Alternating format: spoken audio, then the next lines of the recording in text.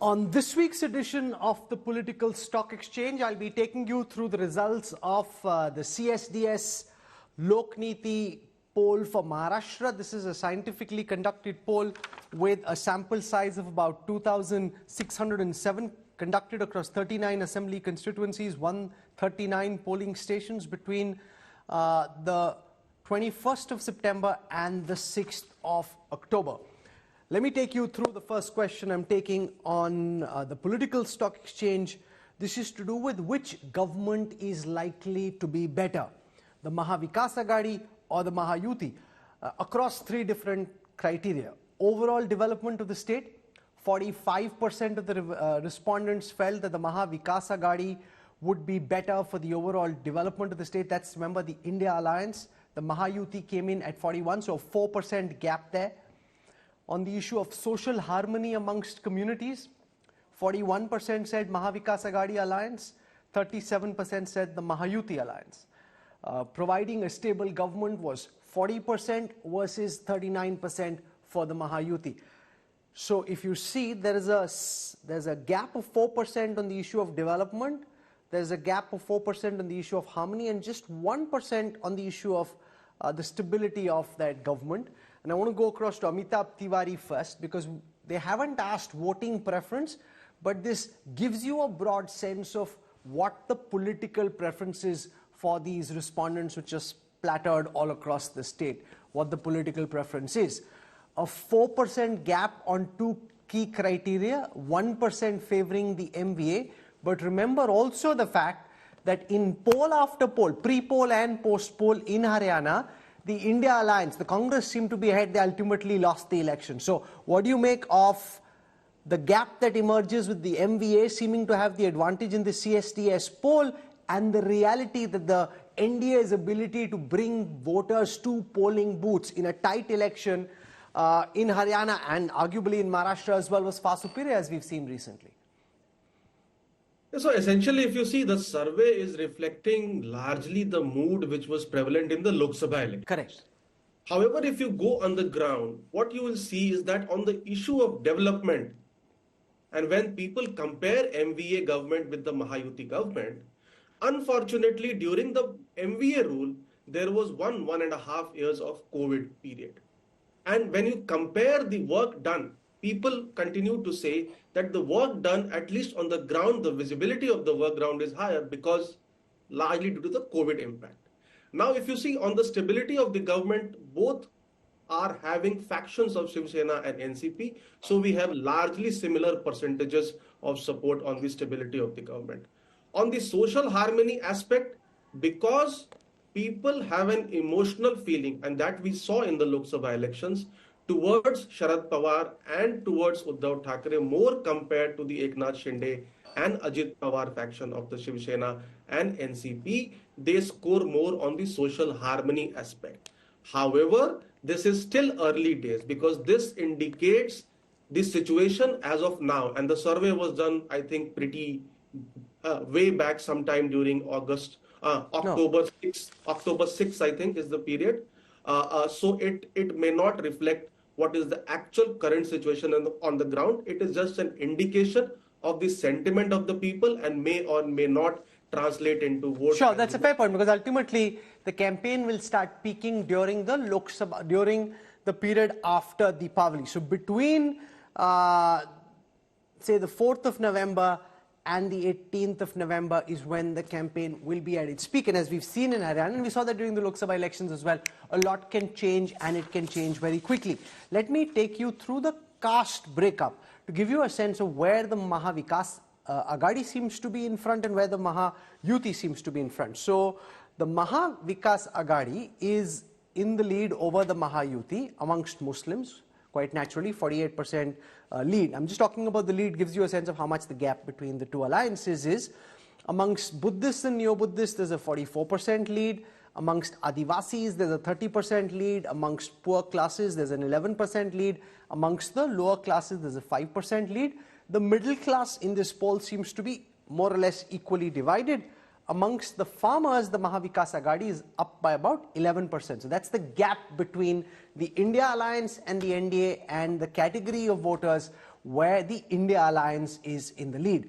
Let's now come to the Mahayuti and look at where the Mahayuti is in the lead over the Maha Vikas Aghadi. So the Mahayuti leads the Aghadi amongst upper castes by 45%, amongst Marathas by 18%. Interestingly, remember there's been a big Maratha agitation where Jarangi Patil has been pushing hard against the government, particularly Devendra Fadnavis. Despite that, amongst the Marathas, an 18% lead for the Mahayuti over the Aghadi.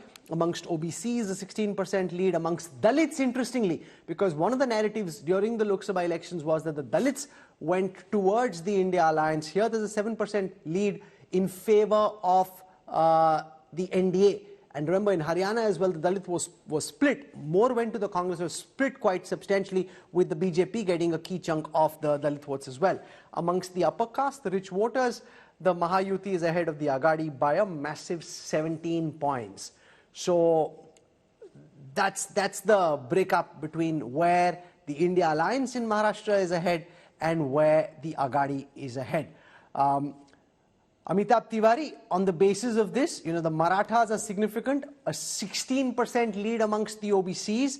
That would suggest that the Mahayuti has an advantage in the numerically strong OBC category, and amongst the Dalit, a 7% lead, not a handicap but a lead. If I look at the vote banks in these two armies, it seems the Mahayuti has a pretty strong army.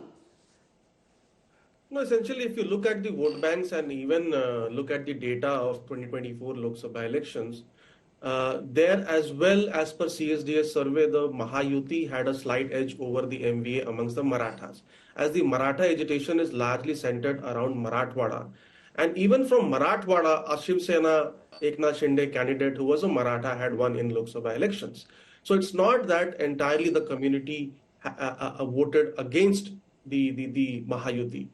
Even amongst Dalits, if you see, what has happened is that this reservation statement of Rahul Gandhi in Washington, that is being played up by VBA. So VBA is doing actually the work of, you can say, Mahayuti on the ground by spreading this message that Rahul Gandhi, or if the India bloc at all comes to power at the center, it would end reservation. So that has also had some resonance on Dalits on the ground, and here the Dalits are not a homogeneous entity. They are divided between Mahars, Buddhists, Chamars, etc. And they have been voting differently for different parties. Of course, BJP is banking on the OBCs, and OBCs, we see there is a lead, though the Dhangar community now, because of non-inclusion in the ST category, there is some discontent there. So you have OBCs plus a chunk of Dalits and upper caste on Mahayuti side. You have Marathas, which are largely divided and will vote first for the Maratha community candidate and then will vote for either Mahayuti or MVA depending upon the strength. Okay, Tuhin Sinha, what should concern the NDA in Maharashtra is that amongst the poor classes there's an 11% lead that the Maha Vikas Aghadi, the India alliance, has. And if it becomes about agrarian distress, if it becomes about rich versus poor, Maharashtra versus Gujarat, then having the poor moving away in favor of your opponents, that is always something which is of concern to any political party. What do you make of the numbers I put out so far, Tuhin?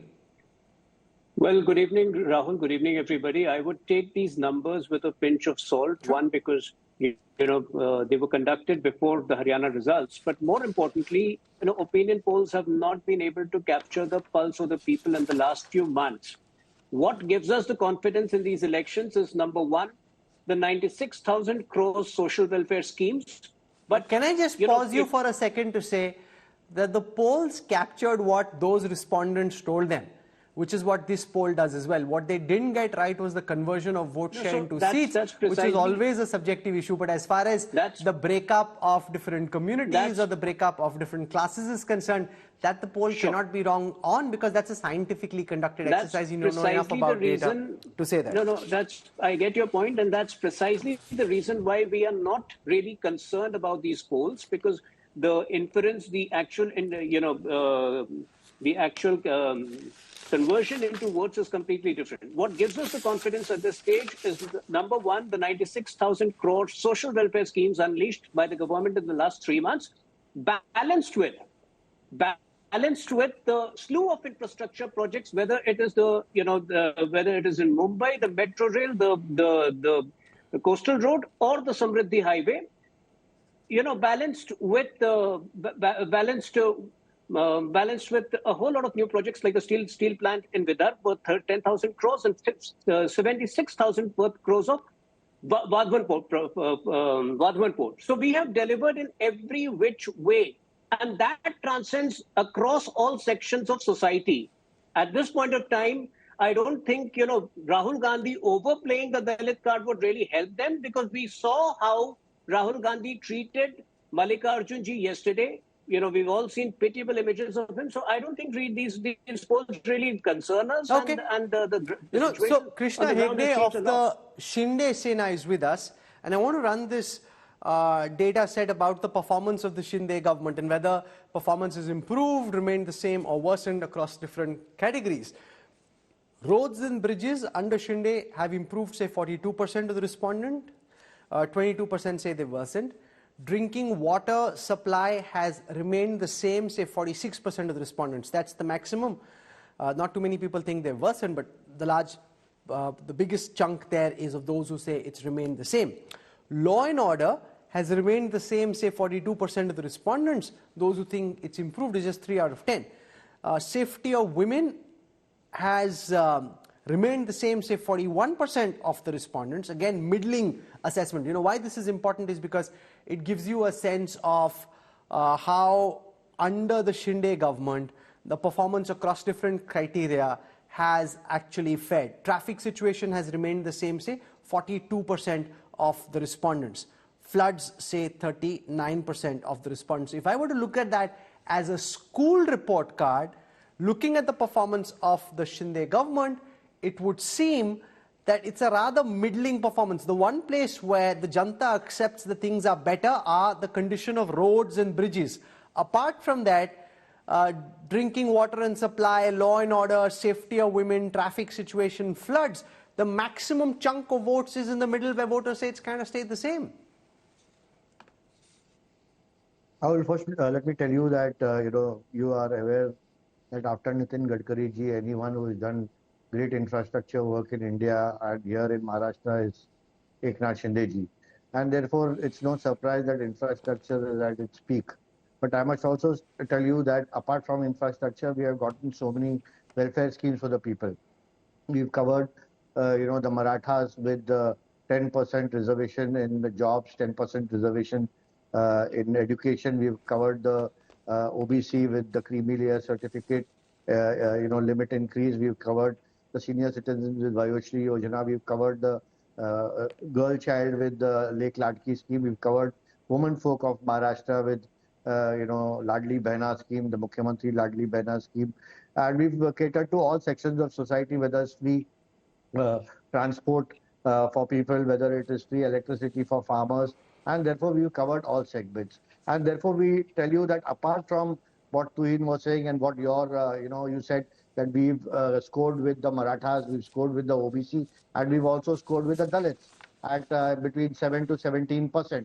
What I want to add here is, which is very important, we are having 220 MLAs in the House presently. That is the Mahayuti Sarkar. And each MLA has got a personal pocket of around 20,000 votes. All the MLAs are locally strong. The Lok Sabha election was a different ball game, a false narrative created by the Congress and the Indi Gathbandhan.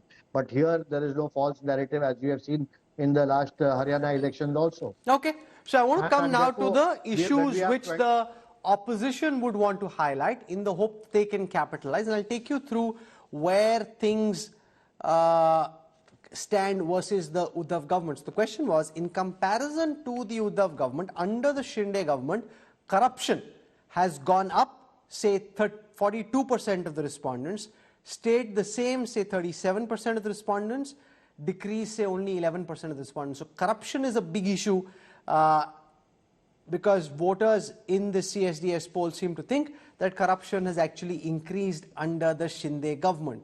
So that's something that is important. Now, the fact also is that there is limited dissatisfaction with the Shinde-led Mahayuti coalition. So when the question was, are you satisfied with the work that the NDA government in Maharashtra is doing? The level of satisfaction, here it is, 20% say fully satisfied, somewhat satisfied say 41%, somewhat dissatisfied say 14%, fully dissatisfied say 18%. So basically, all you have are 28% who are definite to vote against. 20% are definitely going to vote for the NDA. It's the ones who are in that 41% bracket, the somewhat satisfied, who will decide whether they go upar or they go niche. So the starting point is 28 versus 28% lead for the India alliance, but it's that 41% that then becomes very crucial. Mahesh Tapse, how do you undo what happened in Haryana and ensure, even in Haryana, those who were dissatisfied was more than those who were satisfied? In the end, the Congress lost and the BJP won. And that is what the NDA will hope to do in Maharashtra as well. Well, good evening, Rahulji and all panelists. As you know, the electorate is divided between the haves and the have-nots. I am thankful that the have-nots have placed their trust on the Maha Vikas Aghadi, the Congress party, the Uddhav Thackeray Shiv Sena, and the Sharad Pawar-led NCP, giving us an opportunity again to serve the last person who's away from development, education, infrastructure, and so many other things. Like you showed us this entire demographics of the entire survey which has come. Yes, the people of Maharashtra definitely feel that corruption is a major issue. And why only the people, why only the electorate? You ask any person who's working in Mantralaya, any person who is regularly going to Mantralaya, any contractor, they will also tell you that the corruption is on the highest at this point of time, and hence there may be a sense of dissatisfaction amongst the electorate regarding the corruption issue. But let me tell you, like our panelists said, that when we took over when Uddhav Thackeray took over as chief minister, 1.5 to almost 2 years was gone in battling the COVID pandemic. And even then we could maintain the track record of development, the track record of governance in the state of Maharashtra. And later on, what happened in 2022 and subsequently in 23 with the NCP and the Shiv Sena, everybody knows that. But the people of Maharashtra clearly isolate themselves from the happenings in what has happened in Haryana. Haryana, tables could have turned, things could have happened. Somehow the opportunity got misplaced. I'm not the right person to comment. I'm sure Sachinji will be able to enlighten us more on that. But in Maharashtra, the things are absolutely different. Maharashtra does not like any kind of backstepping. And this is not from now. Historically, right from the time of Chhatrapati Shivaji Maharaj, Maharashtra has never ever given any opportunity to the people who have, dethroned their own ruler, dethroned their own party, or backstep their ruler. So this is the kind of thing, and this pulse of Maharashtra is totally different from what it may be in other states in the country. I want to come now to who people prefer to see as the next chief minister of Maharashtra, and this always throws up interesting insights. Remember also, in Haryana, when this question was asked, people wanted Bhupinder Singh Hooda by far to be the #1 chief minister. It didn't ultimately change anything when it came to the end result. 28% of the respondents say Uddhav Thackeray is the #1 choice for chief minister of Maharashtra.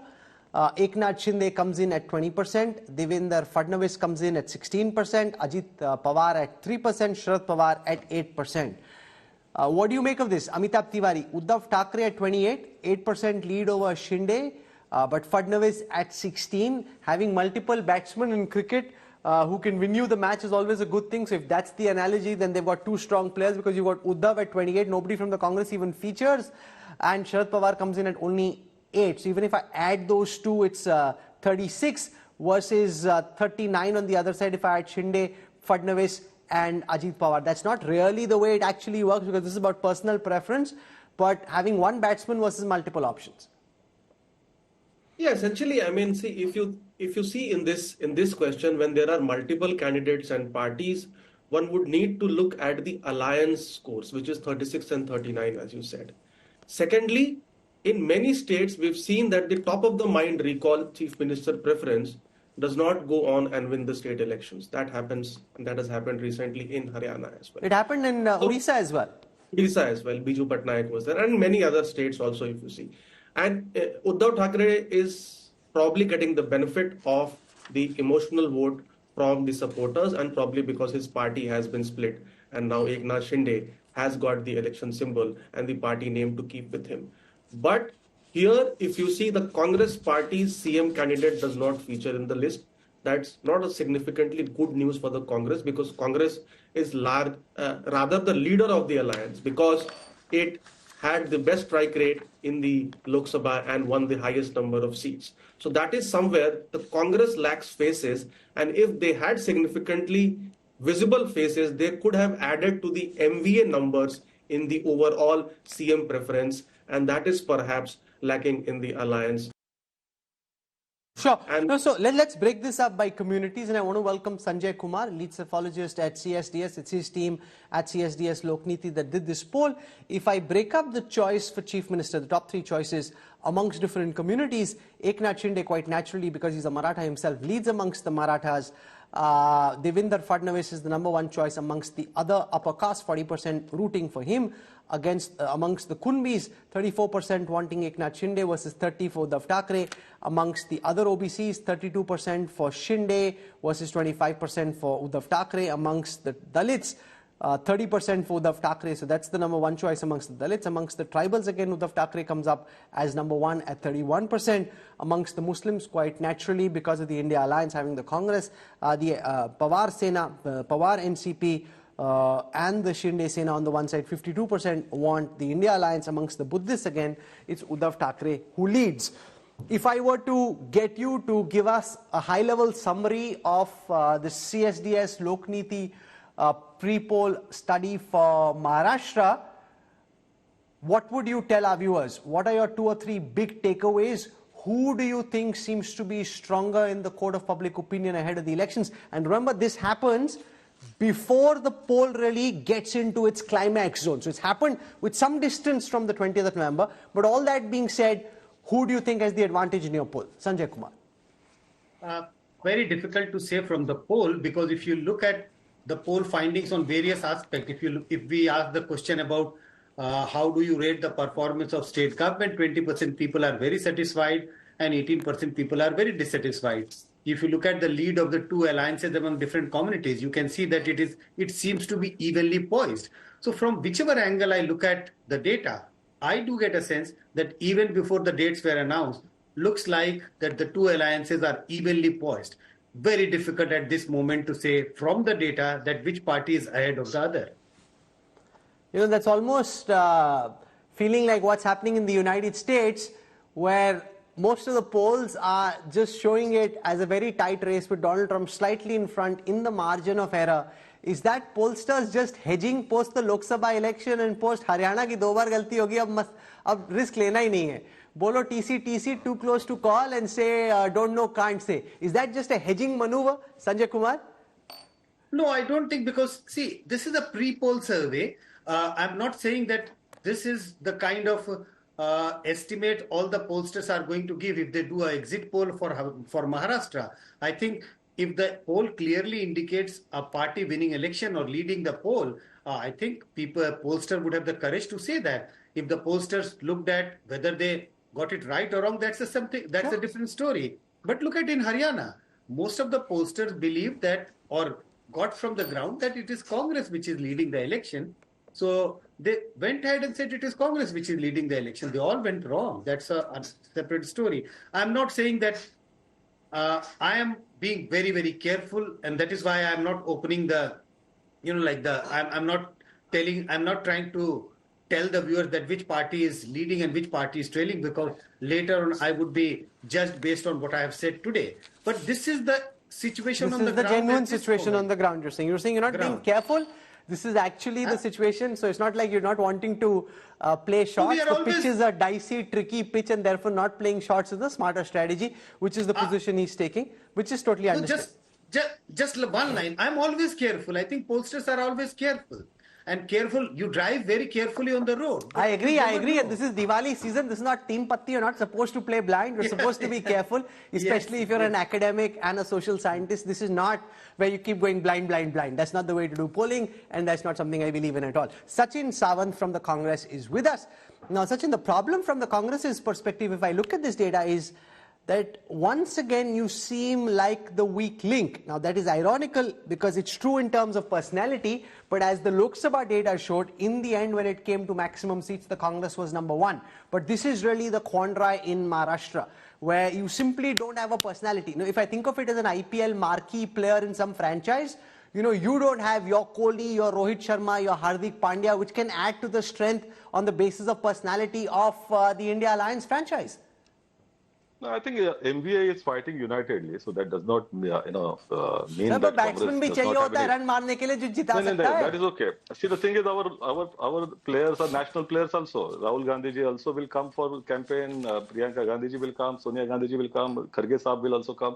And apart from that, we have our leaders over here, and they have a strong community base behind them as well. See, when we are talking about CM phase. Definitely the natural choice is Uddhav Thackeray ji emerging from the people's mind because he was heading the MVA government. No, but then you haven't announced him either. Okay, so let me pause you there to say, if you're calling him the natural choice, if he leads over everyone else by far, no, but this is important. You make an important point because Sharad Pawar is at 8%, Uddhav Thackeray at 28%. That's at least 3x plus, 3.5 times Sharad Pawar. That means you really have nobody in the Congress. If you were to pitch for Uddhav Thackeray, you may have a better chance, arguably. The thing is, let me complete, Rahul. What I wanted to say is that when MV was in power, Uddhav Thackeray was leading that MBA, our entire, three parties. So you're saying his name recall is higher. That kind of impression. I take that point that his name recall is higher because he was leading the coalition. Definitely, we have a shared goal to dislodge this government, which is completely unethical and corrupt, and that is what we believe in. And people do you accept that Haryana has actually made things better for the Congress in Maharashtra because you're now more, you're flying less, you're more willing to listen, more willing to accommodate? So that's been the big difference. The Congress would have been trying to get too big for its boots if Haryana hadn't happened. Now the allies are actually liking this new chastened Congress. We would have liked if Haryana, the results would have been, would be different. But the thing is, as far as Congress party in Maharashtra is concerned, we have become a little more alert now. We don't want to give any foothold to Bharatiya Janata Party or Mahayuti. Okay, I want to come to the most striking issues. And I want Sanjay Kumar to explain how this is different from what we typically get to see, because unemployment comes in at 24%, inflation at 22%, lack of development at 9%, agriculture, farmers' issues at 8%. That, at least from what I remember, is not the way it usually is. That's farmer issues coming in really high up, number 4th issue. Infrastructure issues in Maharashtra is a very industrial urban state, so 7% say infrastructure issues, women's safety say 5%, reservations say 4%. Remember, Jarangi Patil has been running a big campaign, but that's really just 1, 2, 3, 4, 5, 6. That's the 7th most important issue. Poverty at 4%, corruption at 3%. So, Sanjay Kumar, unemployment, inflation, does this indicate anything really? Because unemployment, inflation in a poll are really cookie cutter issues which really show up everywhere. So, what is your reading of the most striking issues in the Maharashtra elections?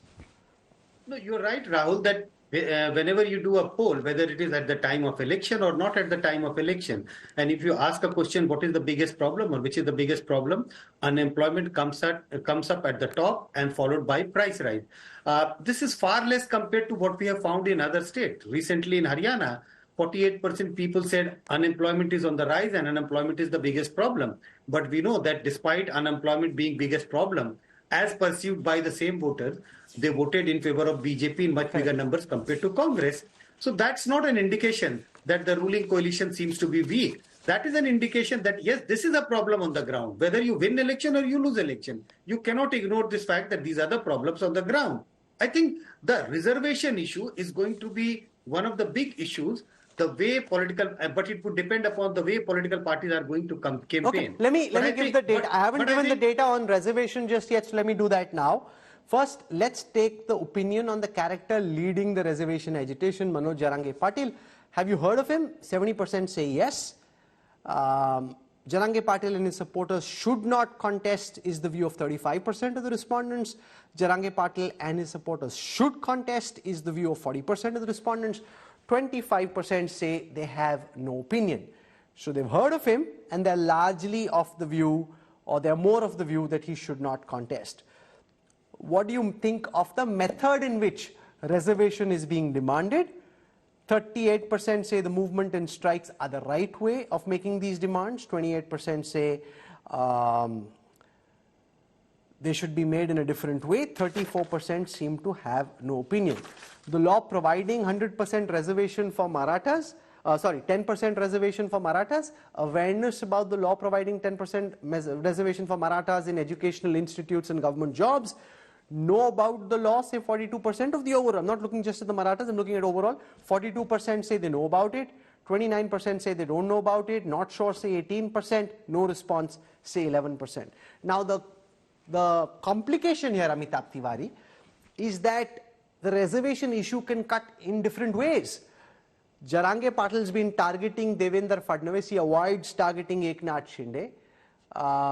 Fadnavis suggests he's propped up by the likes of Sharad Pawar. So while this is an important issue, it's the number 7 most important issue, but we can't be sure about how the Maratha issue reservation will cut amongst Marathas and amongst the others. What we can see in this poll is amongst the Marathas, the Mahayuti has a 18% lead over the Aghadi. Yeah, essentially, so see, at the state level, it is coming as the 6th or the 7th biggest issue. Correct. It is largely an issue focused around Marathwada, I feel. In Vidarbha, you already have Kunbis who are included in the OBC category. This is a lesser issue in Western Maharashtra, Thane, Konkan, Mumbai, and even North Maharashtra. This issue largely resonates in Marathwada.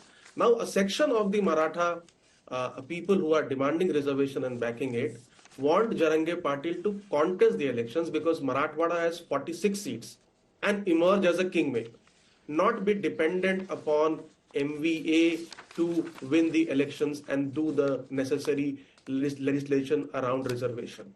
So that is a call which he has to take.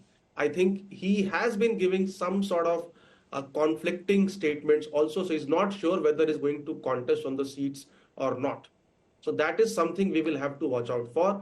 But the issue is largely centered around one region and it's not a pan-state issue, and that is visible in your number wherein the Maratha community is voting in larger numbers. The Mahayuti has a lead because it is pocketing the votes of the Maratha community in other regions, and it has one CM and one deputy CM coming from the Maratha community. Okay, let's spend a moment looking at where the candidates have been declared and what we can figure out from seat allocation so far. So out of the 62 seats of Vidarbha, the BJP is declared 23 seats, the Shiv Sena 6 seats, the NCP 5, in the Shinde Sena, that is 6. In Western Maharashtra, 70 seats, 16 for the BJP, 12 for the NCP, 6 for the Shinde Sena. In Marathwada, 46 seats, that's the total number of seats. The BJP is declared 16, the Shinde Sena 10, NCP 6. North Maharashtra, the BJP is declared 9, 8 for the Shinde Sena, 11 for the NCP. Amitabh Tiwari, if I look at how many seats have been declared where, it would look like the Mahayuti has the advantage in a T20 style single phase, very crunched election. Does early seat allocation make a material difference? Or do you think it's really up to the voter? Post analysis may happen, but it actually doesn't make any real difference. So it gives the candidates a first mover advantage because if you recall, there are now 3 probable aspirants from each alliance on each seat. So it gives the time to the candidate who is announced to manage some sort of a discontent or rebellion within the party as well as within the alliance partners. Because transfer of votes from a Shiv Sena NCP to BJP and vice versa, or from a NCP Shiv Sena Uddhav Thackeray to Congress and vice versa, is going to be very critical. If you see the number of seats which have been announced, clearly the BJP is taking the lead in Vidarbha. It is based on regional strengths.